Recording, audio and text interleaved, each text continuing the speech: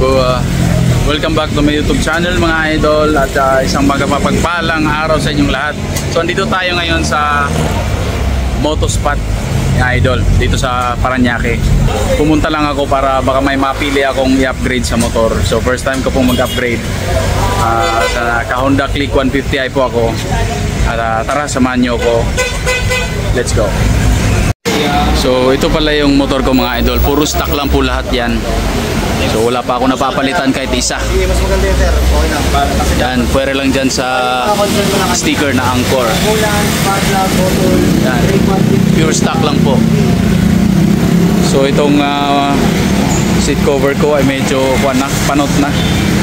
Since silver, na may part na silver yung motor ko, pwede na rin. Yung available dito ay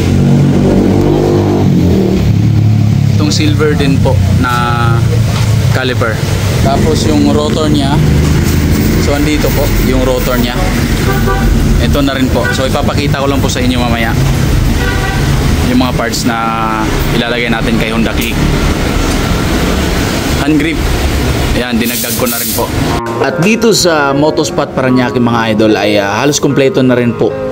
Minor man or big parts ang kailangan nyo sa motor nyo, at mostly talaga ang handle na dito ay mga RCB parts. Napakagandang brand po itong Racing Boy mga idol, dahil ito'y subok na sa performance at syempre panalo pa sa forma. So for nationwide delivery, meron din po silang TikTok shop. PM nyo lang po sila sa FB page nila.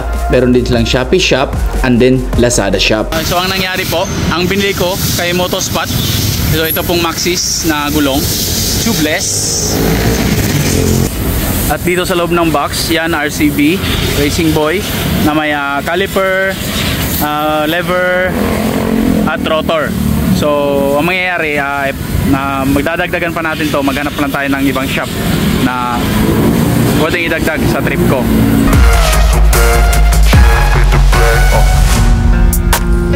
So ito yung naibigan ko mga idol, itong outer tube ng Ukimaru. Ukimura. Yan. May Ukimura. Premium siya na medyo mura na. So ito po ang kakabit natin sa ating Honda Click. So galing kay Motospot, maraming salamat po Motospot. So dito ko na lang po pinakabit kasi andito yung ibang parts na gusto kong ipakabit sa motor ko para may isang gawa na lang po. So dito ko na pinakabit kina Elris Elris Motor Shop. Ito, pinalitan ko rin yung gulong sa likod. Medyo goods pa naman siya, parang makapal pa siya, pero laging napa-flat din. So most of the time kasi naglo-long ride ako sa mga Rizal, Laguna, kaya siniguro ko na.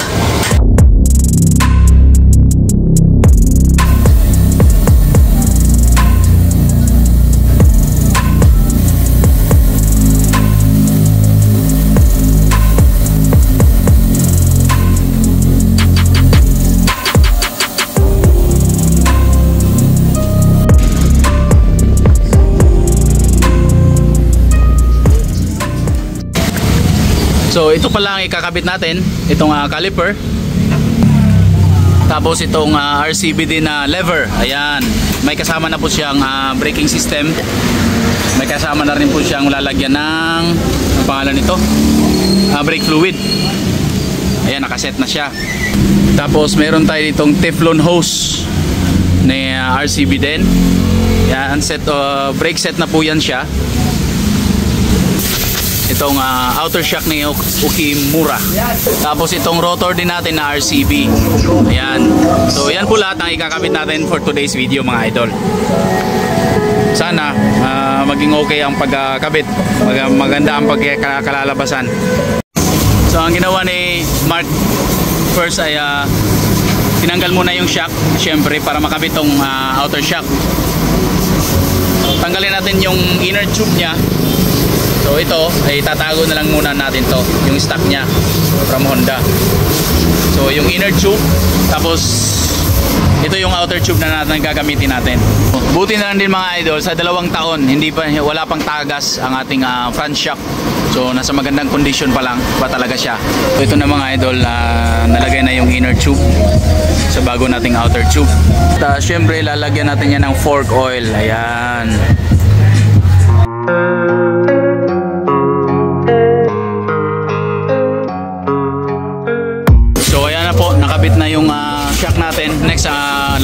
rotor, yung rim.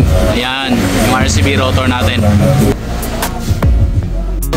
So buti na lang mga idol, kahit medyo makapal to dito, akala ko papalitan ng ihi. So yung stock na ihi pa rin natin yung ikakabit. So nakatipid pa rin tayo. So ito na mga idol ang caliper natin at ikakabit na ni Mark.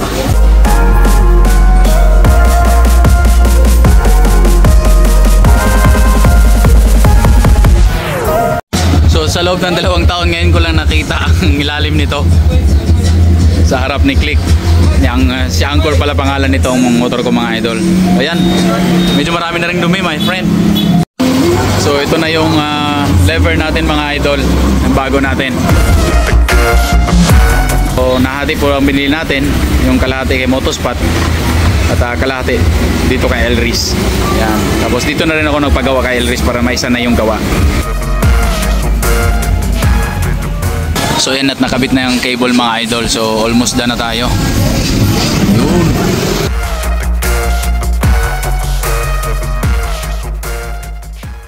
So sa kinabit natin na brake system mga idol, itong RCB. So ito po. So mawawala po yung original ng Honda Click natin na combi brake. Yung combo na brake natin, mawawala po yun. So magiging normal lang siya na front and rear brake. So pa isa-isa. Kung dati yung combo brake ay pag pinisil mo yung sa unahan ay yung sa likod din ay magbe-brake din siya. Yun ang combo brake natin. So ngayon mawawala na po yung feature na yon. So okay lang at tanggap ko na yon. Ganyan talaga pag nagpalit tayo ng braking system. At mga idol, dito pala ako nagpagawa ngayon sa Elris Moto Shop. Ayan. So napakapulido po ng pagkagawa at napakabait ng mga mekaniko din nila. So maraming salamat po Elris Moto Shop. Dito lang po yan sa Parañaque, sa Barangay Tambo, Parañaque. Tapos nagpakabit na rin po ako ng itong radiator cover mga idol. Ayan, radiator cover na alloy.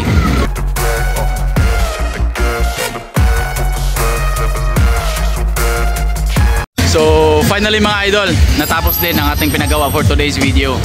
Ayan, pinalitan natin yung radiator cover, gulong, tapos ang brake system, caliper set,